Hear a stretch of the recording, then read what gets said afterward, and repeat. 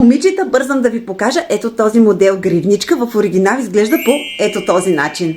Клиентката я поръчва за подарък, но трябваше да добавим и едно камъче апатит, което е за спокойствие, тъй като в оригинал тази гривничка е изцяло защитна, защото е само с черен турмалин и кристалчета Сваровски. Показвам ви я по-отблизко в новия дизайн.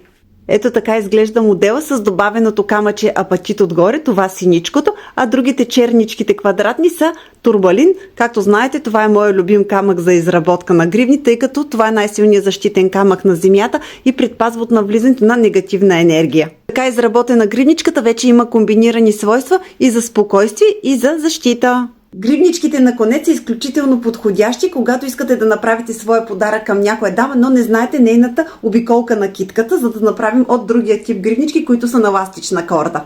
А за тези, които не ме познават, аз се казвам Руми и изработвам бижута от естествени камъни. Цялото мое творчество с цените на всяка гривна може да видите на моята фейсбук страница. Ако искате да направите своята поръчка или имате някакви въпроси, спокойно може да ми ги оставите в коментар. Отговарям на всеки един от вас по-отделно в удобно за мен време, така че имайте малко търпение, няма да ви оставя без отговор. А сега ви изпращам цялата си положителна енергия и много целувки!